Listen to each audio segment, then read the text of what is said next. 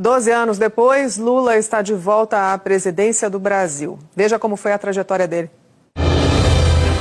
8 de novembro de 2019 marca o renascimento político de Lula. O presidente Luiz Inácio Lula da Silva, deixando nesse momento a prisão, né? Uma cela improvisada, mas a prisão depois de 580 dias lá na Polícia Federal em Curitiba. São imagens da Band para você, com exclusividade, ali os correligionários do PT.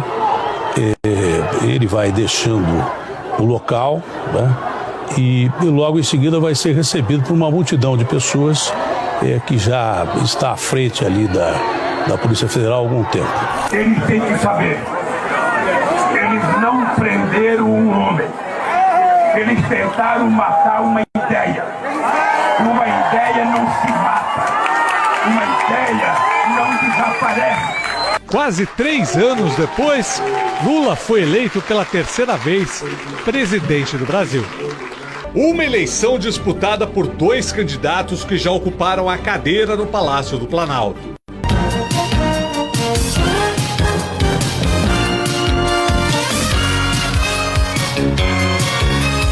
Com formato inovador, o debate da Band deu o tom do confronto no segundo turno. Desde o início da campanha, Lula apostou em alianças impensadas. O retrato desta mudança aconteceu em abril. Lula anunciou o ex-governador Geraldo Alckmin como vice na sua chapa. Você me chama de companheiro Lula, eu chamo você de companheiro Alckmin. No segundo turno, a frente de oposição cresceu, com a chegada de economistas liberais e lideranças importantes do PSDB, como o ex-presidente Fernando Henrique Cardoso. Não será um governo do PT, será um governo do povo brasileiro. O apoio mais forte veio da terceira colocada no primeiro turno, Simone Tebet. A vitória neste domingo é mais um capítulo que reforça Lula como um personagem fundamental na história do país. Nunca antes na história do Brasil houve um líder político com uma trajetória como a de Luiz Inácio Lula da Silva. E eu sei que não posso errar. Qualquer um pode errar. Eu sei que eu não posso errar. Ninguém foi mais vezes candidato à presidência. Foram 3 derrotas, até vencer em 2002. Como meu primeiro diploma, o diploma de presidente da República do meu país. E se reeleger em 2006. Para isso, trocou o estilo sindicalista da primeira candidatura ao governo de São Paulo em 82. Companheiro trabalhador, vote no 3, porque o resto é burguês. Pelo Lulinha Paz e Amor, que o levou ao Planalto. O Brasil, de ponta a ponta, mostrou claramente nas urnas a sua vontade de mudar. Lula nasceu pobre em Pernambuco, 7º filho de uma família de 8 irmãos. Ainda menino, mudou com a mãe para São Paulo. Começou a trabalhar com 12 anos. Aos 14 já tinha carteira assinada. Era torneiro mecânico do ABC. Por influência do irmão militante comunista, ele passou a frequentar a vida sindical. Em 75, Lula foi eleito presidente do Sindicato dos Metalúrgicos de São Bernardo. Em 78, passou a ser conhecido em todo o Brasil, ao comandar a primeira grande greve em plena ditadura militar. Se alguma coisa tiver que mudar nesse país, vai mudar a partir dos metalúrgicos do ABC. Por causa de sua atuação sindical, Lula foi preso. Em 1980, ele passou 31 dias na cadeia. No programa Canal Livre, o biógrafo de Lula, Fernando Moraes, contou como a Rádio Bandeirantes foi fundamental para tornar pública a prisão do líder sindical. E ele estava achando que ele ia ser torturado. Ele começa a pensar o seguinte: se esses caras forem da extrema-direita do Exército e me julgarem aí, passar com o carro em cima de mim e dizer que eu morri atropelado. E aí, para sorte dele, o motorista liga na Band. Zé Paulo de Andrade. Ele interrompe, ele tira o rapaz que estava fazendo a locução. Ele era o diretor da rádio? Ele era o diretor. Pulo do Gato. Do Pulo do Gato, que era o nome do programa. Que está até hoje no ar. Que está até hoje no ar. Lá se vão 40 anos. Ele diz: atenção, atenção, aquela coisa Orson Welles. Atenção, atenção. O líder sindical Luiz Inácio Lula da Silva acaba de ser preso pelo DOPS. A informação foi obtida por nós na Cúria Metropolitana de São Paulo, com o bispo Paulo, o cardeal Paulo Evaristo Arnes. O Lula se aliviou no banco de trás. Que bom que eu estou preso. E quem salvou a alma dele, pelo menos naquele momento, foi o Zé Paulo. Processado com base na Lei de Segurança Nacional, Lula foi absolvido pelo Superior Tribunal Militar. Na volta para casa, falou dos seus planos numa entrevista à Band.